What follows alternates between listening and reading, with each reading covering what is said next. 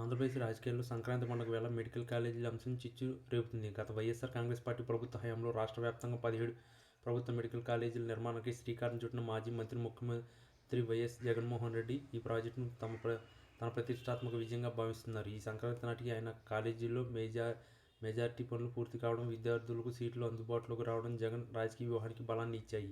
ముఖ్యంగా పేద విద్యార్థులకు ప్రభుత్వ రంగంలోని వైద్య విద్యను అందించాలన్న జగన్ ఆశయం క్షేత్రస్థాయిలో సత్ఫలితాలను ఇస్తుందని ఆయన మద్దతుదారులు పండుగ పూట సోషల్ మీడియాలో పెద్ద ఎత్తున ప్రచారం చేస్తున్నారు. ప్రతి జిల్లాకు ఒక ప్రభుత్వ వైద్య కళాశాల ఉండాలన్న సంకల్పన నెరవేరుతుండడంతో జగన్ ఈ విషయంలో పైచేయి సాధించారని రాజకీయ విశ్లేషకులు భావిస్తున్నారు.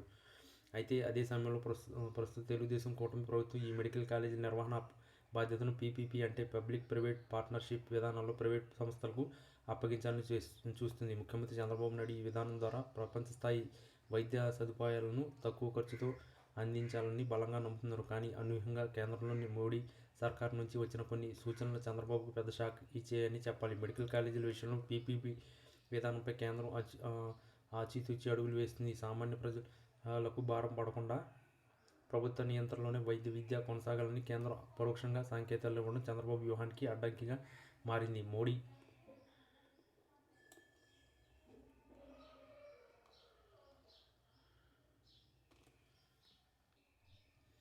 ప్రభుత్వం పీపీపీ విధానంపై వేసిన ఈ పిడుగు వంటి నిర్ణయం ఇప్పుడు తెలుగు రాజకీయాల్లో హాట్ టాపిక్గా అయింది. ప్రైవేట్ సంస్థలకు మెడికల్ కాలేజీల దారాదత్తం చేసే ఫీజులు భారీగా పెరుగుతాయని, పేదలకు వైద్యం దూరం అవుతుందని ఆందోళన ప్రజల్లో ఉంది. ఇదే విషయాన్ని జగన్ తన రాజకీయ యుద్ధంగా మలుచుకున్నారు. 1 కోటి సంతకాల సేకరణ ద్వారా జగన్ ఇప్పటికీ ప్రజల్లోకి వెళ్ళి పీపీపీ విధానం అంటే ప్రైవేటీకరణ అని ప్రచారం చేశారు. ఇప్పుడు కేంద్రం కూడా పీపీపీ విధానం అంటే ప్రభుత్వ పర్యవేక్షణ ముఖ్యమని సూచించడం జగన్కు నైతిక విజయాన్ని అందించినట్లు అయింది. చంద్రబాబు నాయుడు తన సుదీర్ఘ రాజకీయ అనుభవంతో పీపీపీ మోడల్స్ను సమర్థించుకుంటున్నప్పటికీ క్షేత్రస్థాయిలో ప్రజలు దీన్ని వ్యతిరేకిస్తున్నారు. సంక్రాంతి పండుగ సంబరంలో ఉన్న ప్రజలకు ఈ మెడికల్ కాలేజీ వివాదం కొత్త చర్చకు దారితీసింది. ప్రభుత్వం ఆస్తులను ప్రైవేట్ వ్యక్తులను అప్పగించడం వల్ల భవిష్యత్తులో నష్టాలు ఉంటాయన్న జగన్ హెచ్చరికకు కేంద్రం వైఖరి తోడవడం విశేషం. ఇది చంద్రబాబు ఊహించిన పరిణామం అని రాజకీయ వర్గాలు అంటున్నాయి. మోడీ తీసుకున్న ఈ నిర్ణయం వల్ల చంద్రబాబు ప్రభుత్వం మెడికల్ కాలేజీల విషయంలో తన పంతను మార్చుకోవాల్సిన పరిస్థితి ఏర్పడింది.